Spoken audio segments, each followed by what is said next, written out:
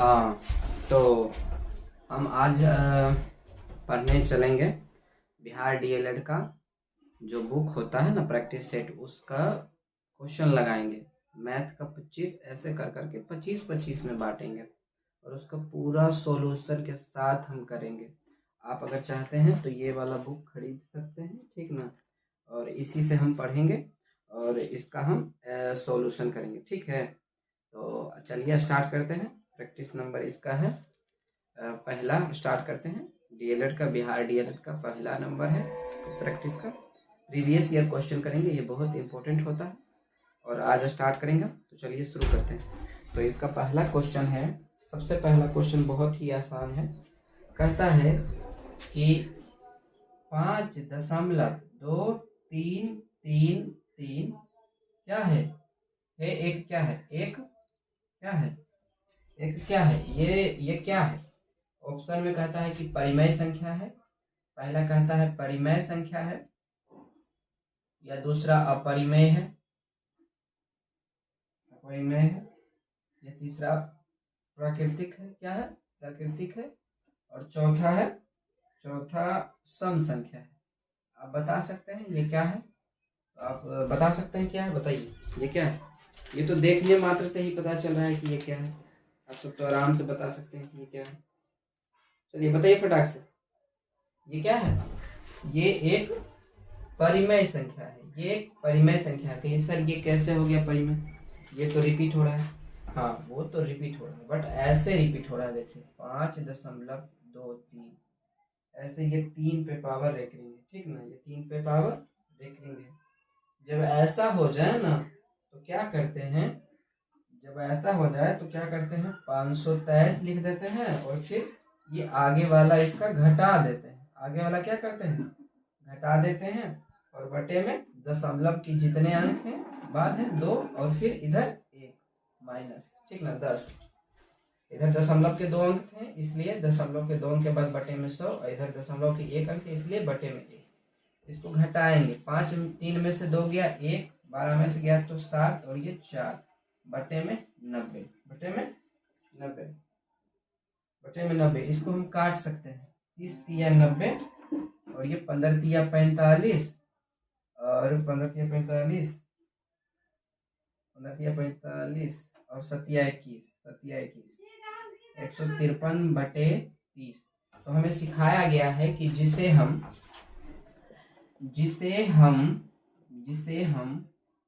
P/Q के रूप में लिख सकते हैं, उसे हम परिमेय संख्या कहते हैं, परिमेय संख्या कहते हैं। और Q डज नॉट इक्वल 0 होना चाहिए, मतलब नीचे वाला 0 के बराबर नहीं होना चाहिए। ये हो जाएगा Q और ये हो जाएगा P, तो ये क्या बन गया? परिमेय संख्या। आप समझ सकते हैं, ये बहुत ही आसान क्वेश्चन था। शुरू में एक क्वेश्चन आसान ही होता है, उसके बाद थोड़ा सा हार्ड क्वेश्चन आता है। अब अगला नंबर क्वेश्चन कहता है, आप देख सकते हैं, अगर आप समझ गए हैं तो बढ़िया से लिख सकते हैं इसको। और अब अगला क्वेश्चन की ओर हम चलते हैं, ठीक ना। इसी तरह से अगला क्वेश्चन में चलेंगे। दूसरा नंबर क्वेश्चन कहता है, इसे हम मिटा दें, इसे हम मिटा देते हैं, ठीक ना, इसे हम मिटा देते हैं। और अब दूसरा क्वेश्चन की ओर हम चलेंगे। तो दूसरा नंबर क्वेश्चन कहता है कि एक फुटकर विक्रेता थोका विक्रेता से 40 कलम 36 कलम की निर्धारित दर पर खरीदता है। कहने का मतलब कि 40 कलम जो था ना, 40 कलमों की संख्या कितना है? कलमों की संख्या 40।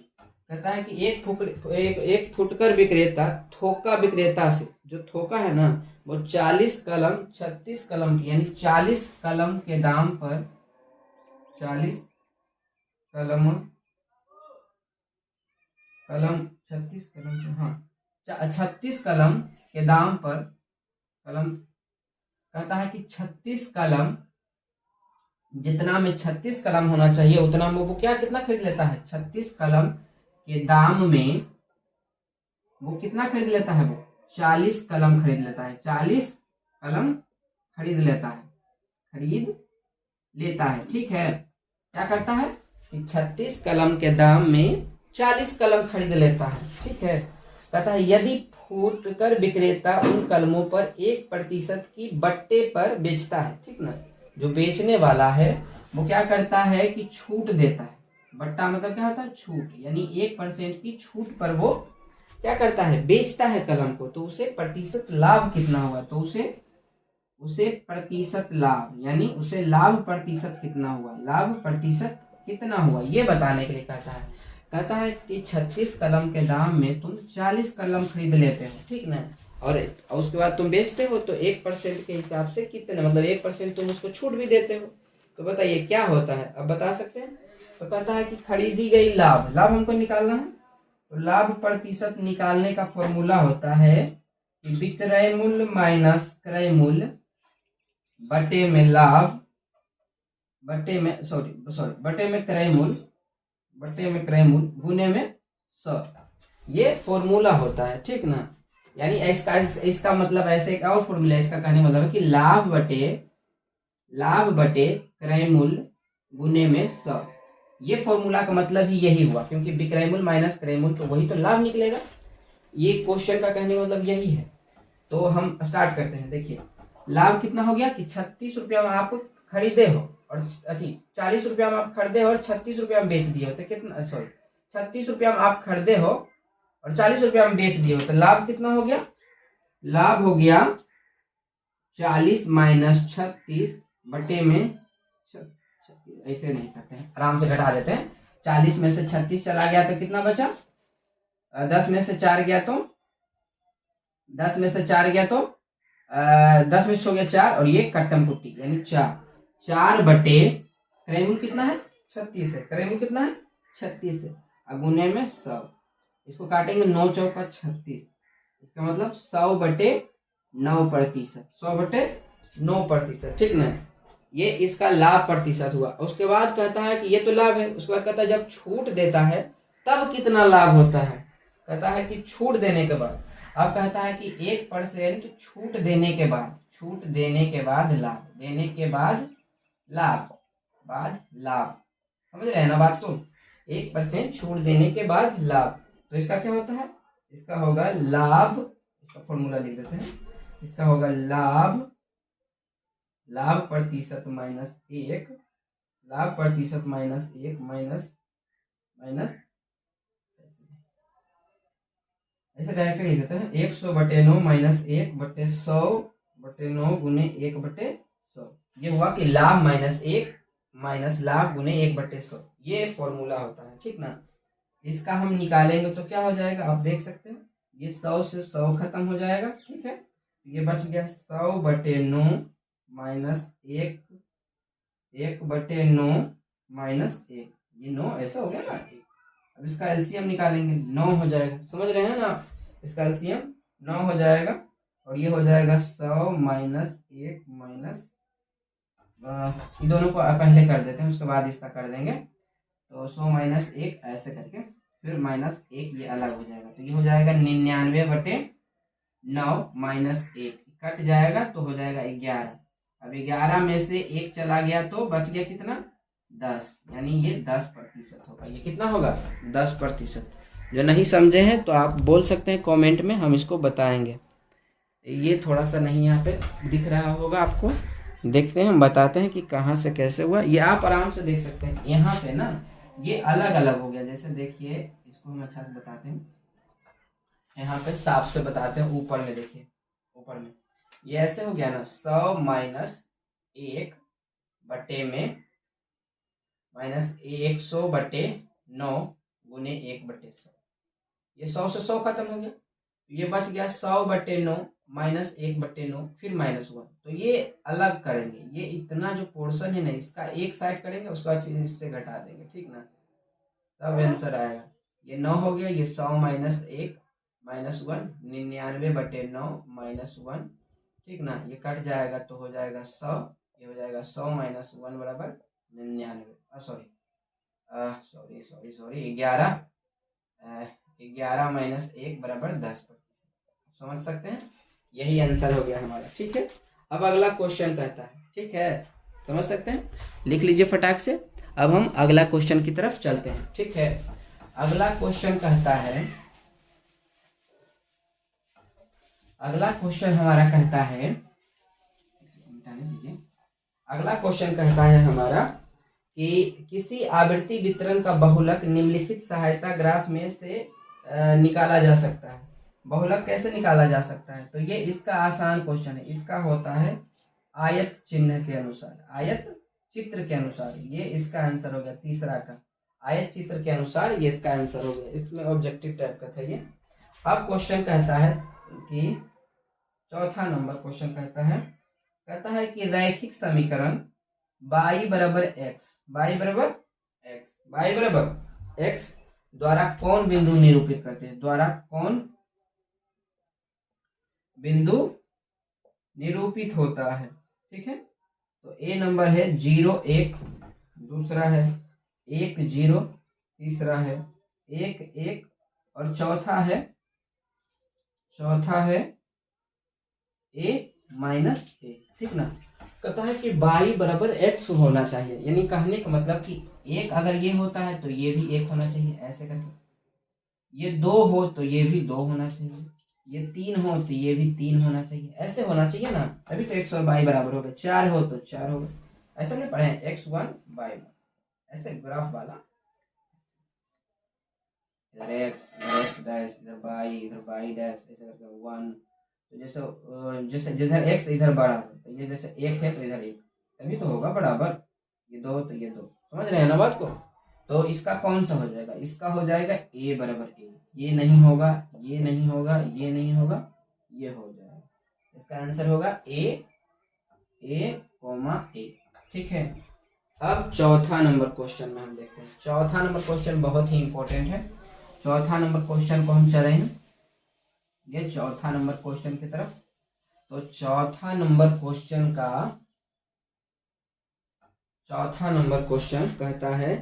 कहता है कि 1 माइनस tan स्क्वायर 60। ये बहुत आसान है, दो तरीका से इसको हम बताएंगे, आप दोनों तरीका से सीख सकते हैं। a माइनस tan स्क्वायर 60 बराबर cos x। तो x का मान बताइए। स्टार्ट करते हैं। जैसे देखिए tan 60 का मान पूछता है, कितना होगा? इसमें भी tan 60 का मान कितना होगा?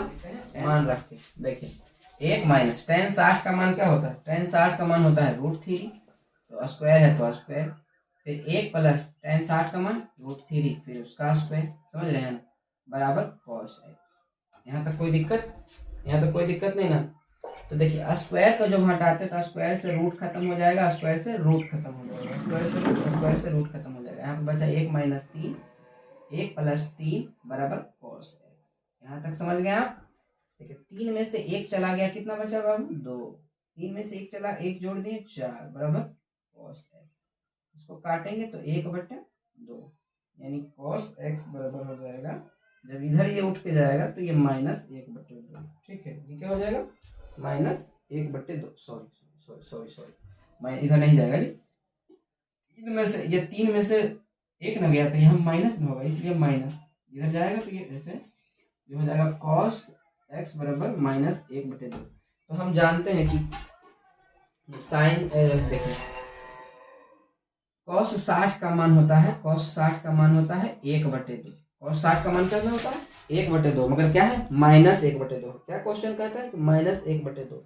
तो 30 भी तो नहीं होगा, cos 30 का मान नहीं होगा, cos 90 का मान नहीं होगा, cos 60 का मान नहीं होगा। इसका आंसर होना चाहिए cos 120।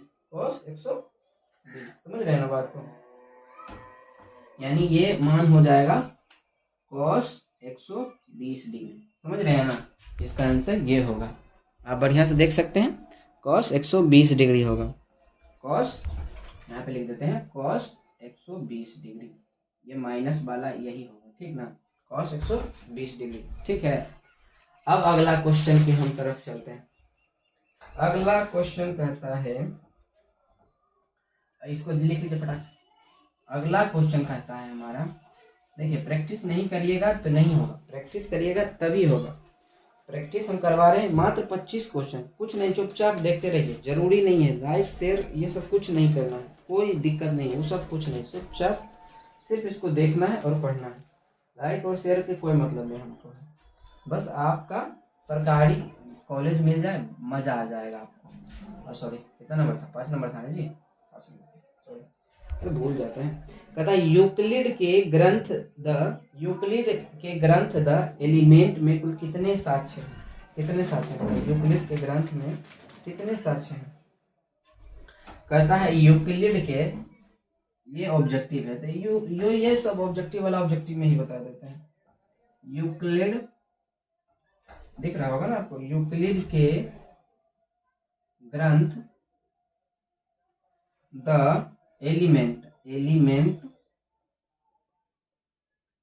एलिमेंट्स में कुल 465 साध्य हैं। क्या है?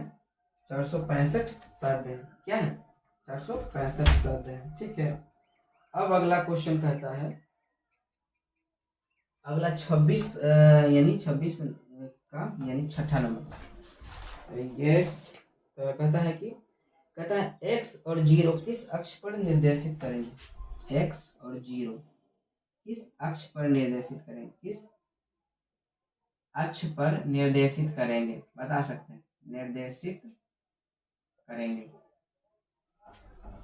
निर्देशित नहीं भी, निर्देशांक करेंगे। ठीक है, ये कौन सा हो जाएगा बता सकते हैं आप? बताइए कौन होगा? ऑप्शन दे देते हैं, ऑप्शन है, पहला है 0 0, सॉरी 0 0 नहीं है जी, मूल बिंदु पर करेंगे, ये तो एकदम गलत है, मूल बिंदु का। दूसरा y अक्ष का, ये जो 0 है ना उसको बता रहा है कि कहाँ पर। सी नंबर कहता है x अक्ष पर।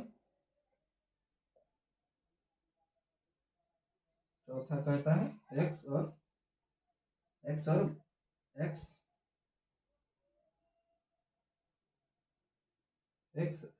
y अक्ष पर। ठीक है, तो कहाँ करेगा बता सकते हैं? तो ये कहाँ करेगा?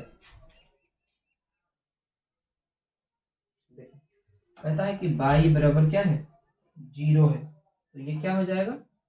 x अक्ष के निर्देशांक पर होगा। किसका होगा? x अक्ष पर। किसके पर होगा?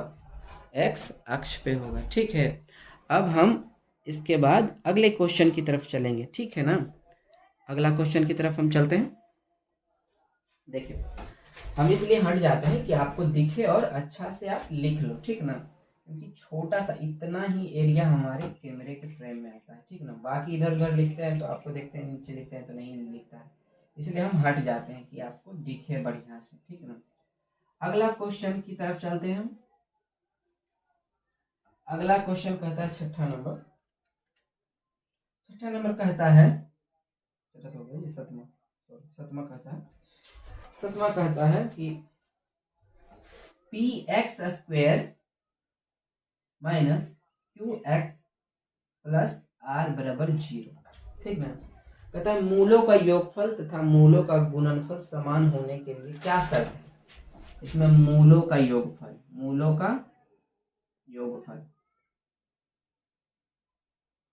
और मूलों का गुणनफल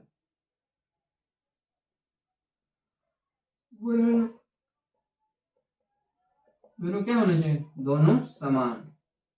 बताइए दोनों समान होने का लिए क्या नियम? बताइए क्या कर सकते हैं? बताइए कुछ तो बताइए, कुछ तो बोलिए। चलिए नहीं पता है तो हम बताते हैं। देखो मूलों का यानी अल्फा प्लस बीटा बराबर होता है माइनस बी बटे। ये आप सभी पढ़े हैं, अल्फा प्लस बीटा और अल्फा इंटू बीटा। देखिए हम भी इसमें बहुत बार कंफ्यूजन हो जाते थे बहुत पहले, और अब नहीं होते हैं। हमें सिर्फ ये याद रखना है कि गुना में रहे तो नीचे में ए, ठीक है, और जोड़ में रहे, देखिए दोनों मूल का हर समान होगा, हर कीमत पे, अल्फा प्लस बीटा हो चाहे अल्फा इंटू बीटा हो, तो दोनों का जो मान होगा ना नीचे में हमेशा समान रहेगा। तो alpha plus beta minus B बटे A, alpha into beta C बटे ए। ठीक है, तो देखिए कहता है अल्फा माइनस बी, क्या हो गया? माइनस क्यू हो गया, माइनस क्यू, और ए का मान पी, ए का मान पी। हम निर्देशांक इसमें लेते हैं, जैसे ए इसको, बी इसको, और ये सी इसको, ठीक है, इसको मानते हैं। तो ये हो जाएगा, कितना हो जाएगा, ये हो जाएगा, कर दीजिए, ये ब्रैकेट में रखिए, ठीक है, आपको दिख रहा होगा, आपको दिख रहा है ना फ्रेम में, हाँ ठीक है, दिख रहा है। तो माइनस माइनस प्लस, यानी क्यू बटे ए, ये हो गया, ये हो गया क्या, सॉरी ये नहीं ना जी, ये तो ए का मान पी ना होगा, सॉरी यहाँ पे पी ना होगा, सॉरी सॉरी, यहाँ हो जाएगा, यहाँ पे हो जाएगा पी, ये हो जाएगा पी, ठीक है। ये हो गया अल्फा प्लस बीटा का। अब हम मान करते हैं अल्फा इंटू बीटा का, अल्फा इंटू बीटा सी बटे ए, तो सी का मान तो आर है और ए का मान पी है, तो क्या हो जाएगा आर बटे पी। अब कहता है कि दोनों का मान क्या होना चाहिए, बराबर होना चाहिए, तो चलिए बराबर कर देते हैं, क्यू बटे पी बराबर आर बटे पी, ठीक है, वेरी गुड। अब हम क्या करेंगे कि क्या कर सकते हैं बताइए, कैसे बराबर होगा, ये p से p कैंसिल हो जाएगा और ये बच जाएगा q बराबर आर, ठीक है।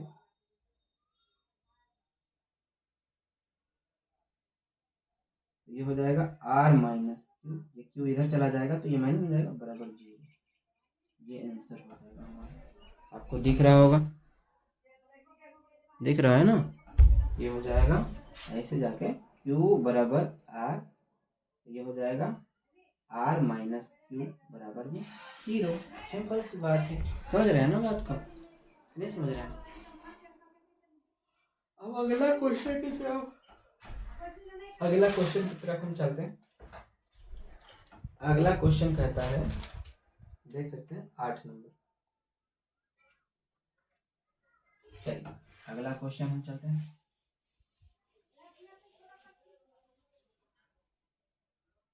आठ नंबर क्वेश्चन कहता है हमारा, 8 नंबर क्वेश्चन कहता है कि गोलाकार गुब्बारे की त्रिज्या 8 सेंटीमीटर, गोलाकार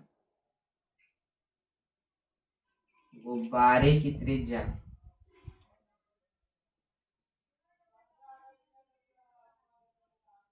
8 सेंटीमीटर, ठीक है। तो कहता है शेष दो भुजाओं में से एक दूसरे से 5 लंबी है, सॉरी, कहता है कि गुब्बारे की त्रिज्या 8 सेंटीमीटर से बढ़कर 12 सेंटीमीटर, 8 सेंटीमीटर से बढ़कर 12 सेंटीमीटर हो जाते हैं। कहता है तो दोनों दोनों जैसे दो गोलाकार हैं, जैसे एक गुब्बारा, एक 8 है, एक बढ़ा के 12, कहता है आप दोनों का अनुपात निकालिए। कहता है कि दोनों का क्षेत्रफल का अनुपात, दोनों का क्षेत्रफल का अनुपात, ये कहता है, समझ गए ना, दोनों के क्षेत्रफल का क्या कहता है, अनुपात कहता है, ठीक है, दोनों के क्षेत्रफल का क्या कहता है, अनुपात। चलिए तो हम निकालेंगे सतही क्षेत्रफल, तो इसका क्या होगा, एक पहले आर बटे दोनों आर, छोटी आर बटे बड़ी आर का स्क्वायर, यानी पहला आर यानी त्रिज्या छोटा वाला कितना था 8 और बड़ा वाला कितना था 12, इसका क्या करेंगे स्क्वायर करेंगे, इसका काटेंगे 2 दूनी 4 दूनी 8, यानी 4 चौक, फिर कटेगा 2 दूनी 4 दूनी 8, ठीक है। ऐसे कैसे काटेंगे, ये महाराज सर 8 बटे 12 इसको काटते हैं, 4 दूनी 8 4 तिया 12, इसका स्क्वायर करेंगे, यानी हो गया 2 बटे 3 का स्क्वायर, 4 बटे 9 इक्वल टू 4 अनुपात 4, ये आंसर हो जाएगा, ठीक है। ये कहता है, समझ रहे हैं ना बात को, ये आसान था, बहुत आसान, ये सबसे इजी। अगला क्वेश्चन और भी इजी है, ये सबसे आसान क्वेश्चन, चलिए इसको मिटाते हैं।